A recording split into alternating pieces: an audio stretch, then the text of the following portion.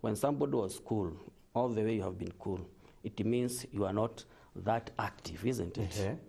You don't move fast. Okay, there are so many contributing factors, underlying issues, like the way you are brought up, those developmental stages. Then if you are in denial, maybe you are in denial on so many things. And yet then you come to realize, you get an insight of yourself. You see, I have no problem, after all, you can change. Yes. Wow. Because now there's also the perception that you have about yourself. Once your perception brings you to a point that you also see yourself that you are not able to do something. And then also the poor self-image you have. What am I able to do? What can I be able to do? But the moments you realize your potential, I have a potential to do this and this, this one raises your self-esteem. And when your self-esteem is raised, you move on. You can function well. You can function well. Okay. Yes. Mwingine hapa anasema morning, anasema Sophie all the way kutoka Mombasa, anasema kwamba how can I help someone who is in depression? Because I also think this is an issue that tunaweza connect na whatever is happening kwa social media nowadays. Hata jana majuzi. Yes. Niliona pia kuna mtu alikuwa kaposti hapo. Na akasema ya kwamba I have really tried all I could, but now I am done. See you again. Okay. And so people started now kusambaza that message wakisema kwamba huyu ni mtu ambaye anapanga labda kuchukua na maisha yake. Na many other times umeona maybe hata kwa social media kuna venye umezoea huwa anaposti vitu zake, then all of a sudden anaanza kupost vitu zingine zenye uelewi, na unaona kwamba whatever this person is posting na venye ninamjua, these are two different people. At that point, wakati ambapo imefanyika hivyo, ama mtu ambaye ninaishi na yeye all of a sudden amechange, kuna venye unanijua, then unaona nimechange all of a sudden. Wewe ambao unaishi na mimi, what are the steps to take? Okay. Now, depression can lead to suicidal. Suicidal thoughts now. The suicidal thoughts. And once somebody has suicidal thoughts, the next action is for somebody to terminate his life or her life. So what it means is this. If you get somebody with those depression symptoms, first of all, what they need first of all is for people who can understand them. Because anybody needs someone who can understand. I'm doing this because of this. And how can you get to know what they are going through? If they can agree, or you can approach as a person and you share. Sharing is very, very important. It is part of healing. When somebody shares, I'm experiencing this, and the way I feel, because we are focusing on the feelings, what are the feelings that this person is going through? Remember, depression is all brought about the negative effects, about the feelings that you'll have, the negative effects about your thought pattern, how you are thinking about something, the negative effects on your actions or your behaviors. These are the things that contribute to depression. So working on the feelings that this person is feeling of that I'm worthless. I've come to a point that I cannot cope. So this person is brought to a situation where he gets to know that he still has value, that there's still chance, and there are many options. Sharing is very, very important. Because when you are sharing with somebody, like if I can share with you, then you, through self-disclosure, you can disclose to me, I also went through this one. But it came a point I overcame or I coped with this by this and this and this. Yes. All right. Yes. Now, unajua kama nasikia kuna mtu anauliza hapa ya kwamba, na nafikiri kuna watu wanatazama upande ule mwingine. Tuseme for instance symptoms za malaria. Tunapatanga nyingi tunaambiwa kutetemeka, vomiting, sijui vitu kama hizo. Unapata ni kadhaa zenye ziko listed pale. Na naona kama moja ambayo tumeangalia sana kuhusiana na depression ni mtu withdraw na kukua very inactive na mambo yenye mlikuwa mnajua alikuwa anayapenda zaidi. Kuna symptoms zingine ama that is the major one? There. One of them, another one is lack of interest. You used to be, even because it also affects the way your diet.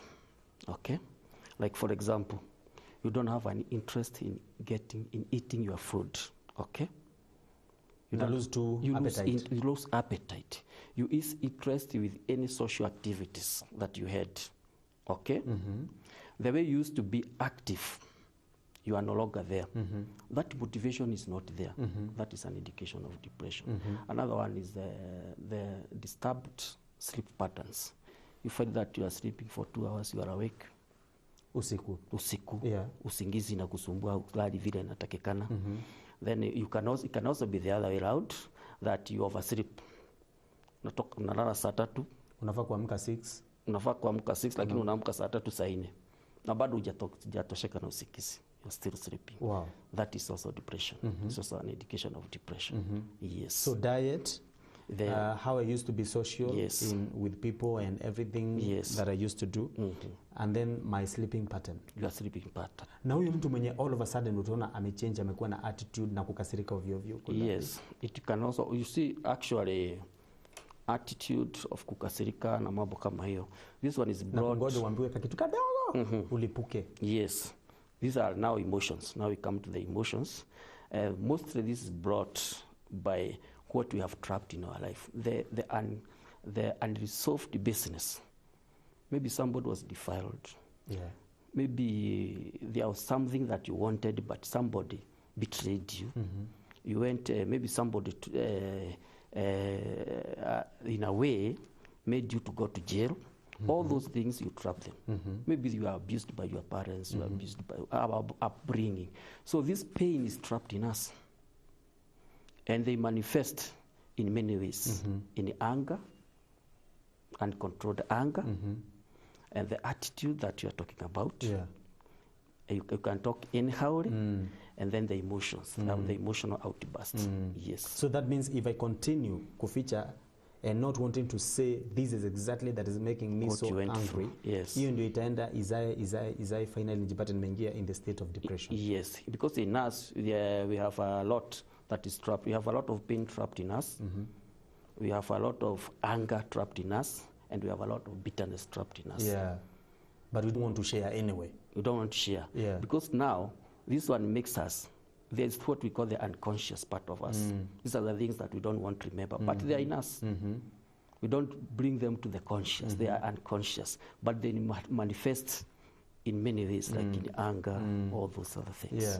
Yes. So when somebody goes through therapy, you are helped to overcome this. You are helped to bring whatever you went through to the present situation, and you deal with them. Wow. So they will no longer be an issue to you. Yes. Because now you have shared it out. You have shared it out, and you have seen, this is the cause of my anger. Okay. That's what we call self-awareness. Okay. You get to know yourself better. Okay. You get an insight, so that now you function in the way it should be. All right. Yes. Even before I continue reading some of the SMSs that are coming here, maybe in our country, Kenya, na tunaipenda nchi hii, ni nzuri, na ni yetu hii, na tuendi kwingine. But ukiangalia maybe kulingana na age ya watu, wale ambao ni wazee zaidi, wale ambao wako katika umri wa wastani, na sasa hawa vijana wengine. Ni age group gani ambayo inaonekana the most affected na? The most affected is the youth group. Mostly from adolescent, come from 12 years all the way to the early youth. Because these people, we call that stage, adolescent stage, call it identity versus crisis, identity versus confusion. How? Because somebody identifies himself as a mature person, that he can do things on his or her own. But now the parents, they cannot allow this. So this person is confused in a way. That's why they have a lot of conflict with the parents. Because somebody wants to be like this because he thinks he's mature. Then there's also the peer group. So when they're in this stage, they don't want to learn from the church. They don't want to learn from the parents. They want to learn from their peers. What the others are doing. The style, the dressing style, the walking style. So that now they can fit in. They can fit in that. So they rely on their peers. And because of they don't know what they are going through, there is what we call the role modeling.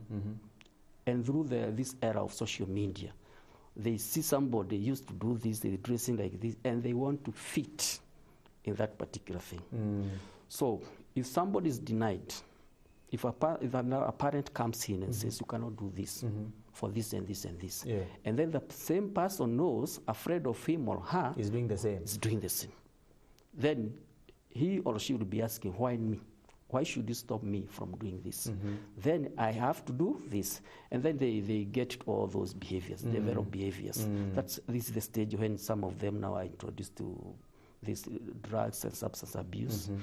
through experiment or through peer groups, and then they find themselves in a place that they cannot now cope. Yeah. Yes. So in Kenya, the youth are the most affected. The youth are most affected. Are they willing, kwa sababu sasa umekuwa maybe they're coming to you, ukiangalia how things are happening. Yes. Now, watu wamefika katika kile kiwango, now they feel they can start coming out and sharing what they're really going through. Ama bado tuko kwa not that much somebody that can decide I want to go and get help, because until somebody gets to a point says that I have a problem, I need help. Yeah.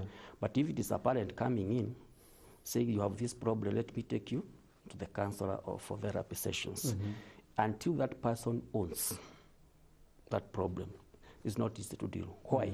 Because until this person needs to disclose if behaviors that has made him to have problems are in him, it's only through him that you learn he is engaged in this and this behavior.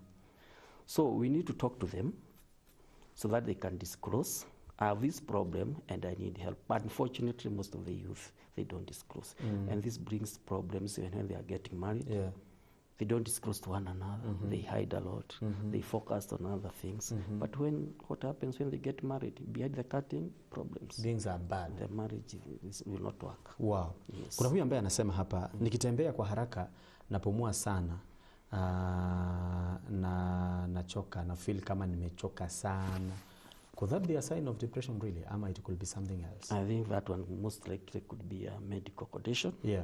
The person needs to see a medical doctor for diagnosis. Morning committee na daktari, I'm undergoing a very weird phase in my life. I'm no longer interested in taking a bath or doing any housework. All I do is eat and sleep. Is this stress or depression? That is depression. You see, when it's what we say that when you don't perform, when you don't do what you used to do, your daily routine, you no longer follow your daily routine, it will affect even your personality. You can come to the studio when you are dressed anyhow. And I don't care. You don't take care of your hair, don't take care of your shoes, talks about you. It has affected your personality. When somebody is not taking bath, that is one of conditions that you don't have interest. It's where we say that you lose the interest. The interest is not there. There's no motivation. After all, hata nikienda nioge, there's mwili ni yangu. There's nothing that will change. So there's no difference nikioga na nisipoga. Na ndio mtu akifika suicide anakuwa there's no difference nikikufa na nikiishi. It's just the same. Kwa hivyo huyu ni mtu ambaye anafaa kwanza kuchukua hatua labda ya kuweza kushare out. Sharing out. And unaweza kuwa na depression and maybe you don't know what is causing it.